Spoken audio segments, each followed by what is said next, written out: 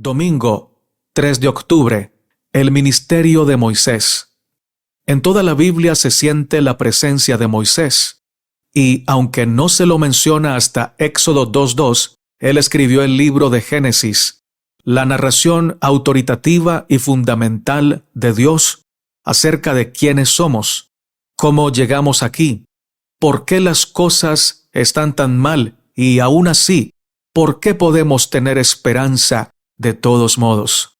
La creación, la caída, la promesa de redención, el diluvio, Abraham, el Evangelio, todos tienen sus raíces en Génesis, y su autor fue el profeta Moisés.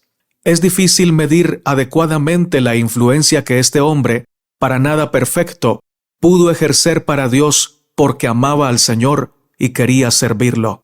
Vamos a leer Éxodo 32, 29 al 32, que registra la conversación entre el Señor y Moisés, después del terrible pecado del becerro de oro.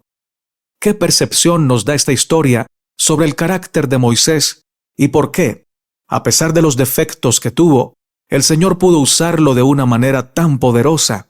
Éxodo 32, 29 al 32 nos dice: Entonces Moisés dijo: Hoy os habéis consagrado a Dios, pues cada uno se ha consagrado en su hijo y en su hermano, para que él dé bendición hoy sobre vosotros. Y aconteció que al día siguiente dijo Moisés al pueblo: Vosotros habéis cometido un gran pecado, pero yo subiré ahora a Jehová. Quizá le aplacaré acerca de vuestro pecado. Entonces volvió Moisés a Jehová y dijo: Te ruego, pues este pueblo ha cometido un gran pecado, porque se hicieron dioses de oro, que perdones ahora su pecado, y si no, ráeme ahora de tu libro que has escrito.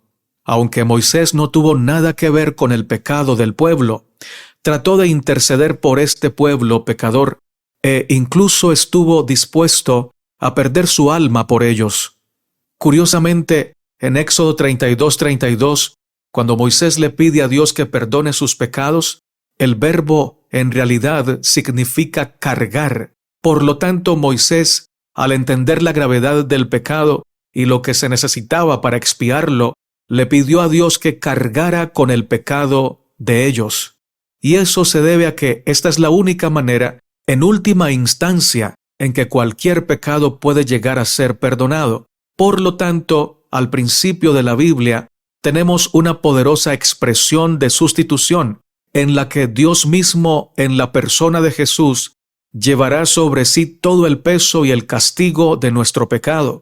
Este es el camino predeterminado de Dios para la salvación de la humanidad, mientras permanezca fiel a los principios de su gobierno y su ley. De hecho, muchos siglos después, Pedro escribió acerca de Jesús, quien llevó él mismo nuestros pecados en su cuerpo sobre el madero, para que nosotros, estando muertos a los pecados, vivamos a la justicia, y por cuya herida fuisteis sanados. Primera de Pedro 2:24. Mientras tanto, lo que vemos en esta historia de Moisés y su reacción ante el pecado del pueblo es a Moisés en el papel de intercesor en favor de un pueblo caído y pecador, un precursor de lo que Jesús también haría por nosotros. Hebreos 7:25. ¿Dispuesto a perder su propia alma por su pueblo? Reflexiona en las implicaciones de estas palabras. ¿Qué podemos aprender de ellas sobre lo que significa amar verdaderamente a los demás?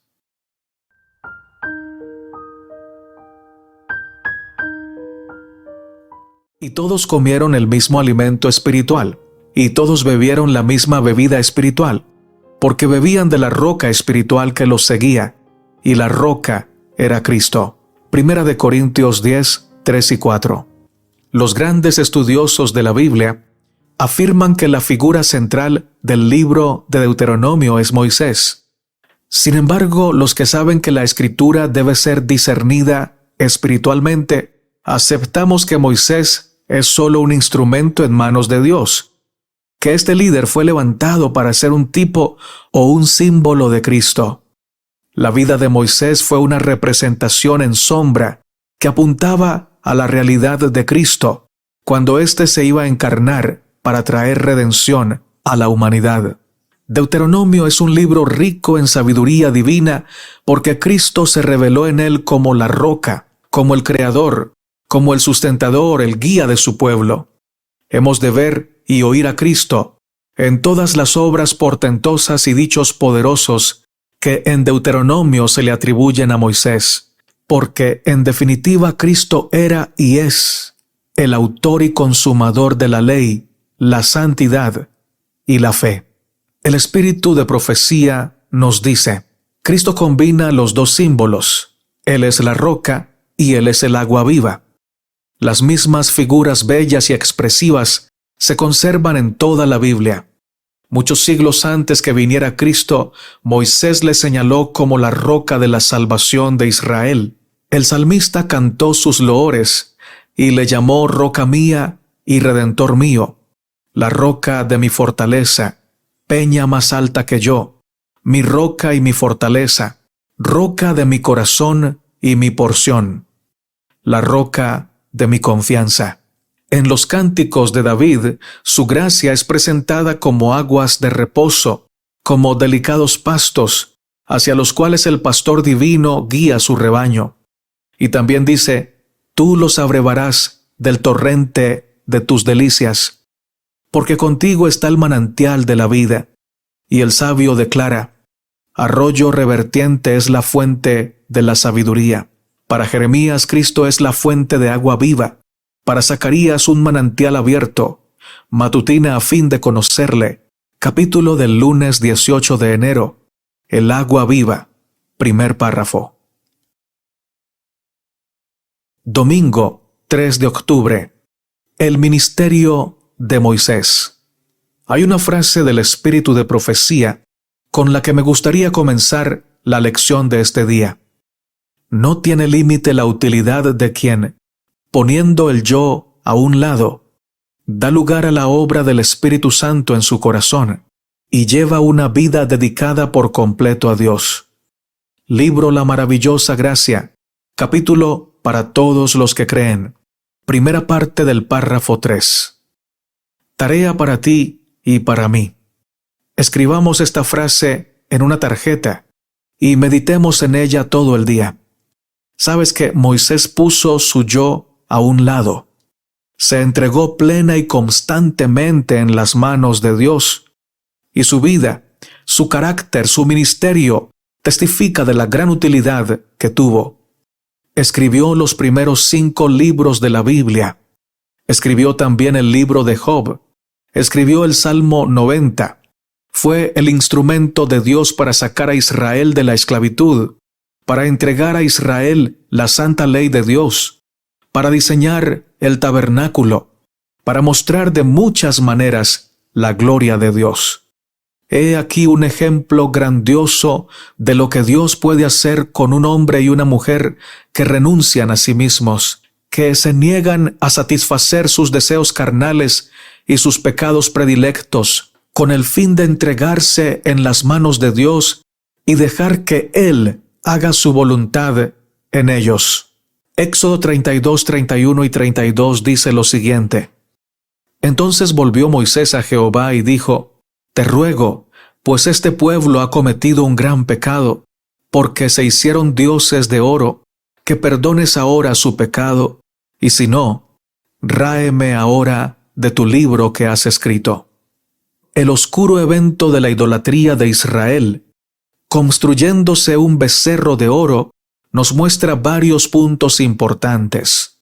Entre ellos, que Dios no obligó a los israelitas a cumplir con la parte del pacto que a ellos le correspondía. Es decir, se comprometieron a obedecer a Dios, pero cuando prontamente decidieron desobedecer, Dios los dejó en libertad de hacerlo. También vemos la fragilidad de las promesas humanas. Hacía muy poco tiempo el pueblo se había comprometido a obedecer todas las cosas que Dios les había dicho en su ley. Pero allí estaban ellos danzando y adorando a un becerro de oro, hecho por sus propias manos. Lo otro que podemos ver, importante en este pasaje de la Biblia, y es en lo que haremos énfasis, es el amor de Moisés por Dios y por el pueblo de Dios. Y es que déjame decirte algo, si tú amas a Dios, también amarás al pueblo de Dios. Y si odias al pueblo de Dios, o si te es indiferente, también odias a Dios, o le das poca importancia a Dios. El pueblo había pecado, y lo había hecho con soberbia, a mano alzada, sabiendo claramente que estaban haciendo lo malo. No pecaron porque no sabían que lo que estaban haciendo estaba mal. Pecaron a sabiendas de que construir el becerro de oro, darse a la embriaguez y fornicar en la ceremonia idolátrica era transgredir la ley.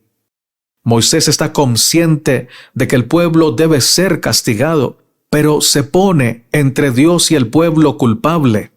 Se pone como mediador y clama: Señor, perdona ahora su pecado, y si no, por favor, ráeme ahora de tu libro que has escrito. Moisés prefería morir él en lugar de que muriera el pueblo. Esto, mis hermanos y hermanas, nos muestra lo mucho que Moisés estaba lleno de Cristo. La sentencia de Jesús, sin mí nada podéis hacer, era tan cierta para Moisés como lo es para nosotros. Nada bueno podía hacer, decir o sentir Moisés, de no ser porque la presencia de Cristo en él lo movía a hacerlo. Moisés estaba siempre contemplando el carácter de Dios y cada día se asemejaba más con él. Por eso pudo participar de la misión de Cristo. Prefería arriesgarse a perder su alma que ver al pueblo de Dios perdido.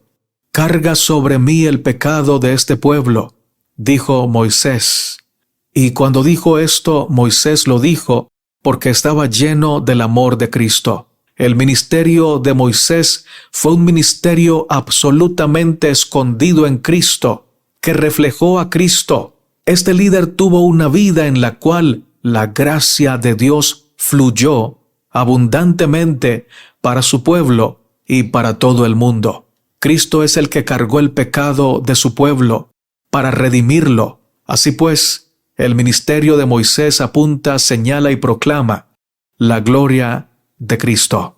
El espíritu de profecía testifica: Moisés fue un símbolo de Cristo.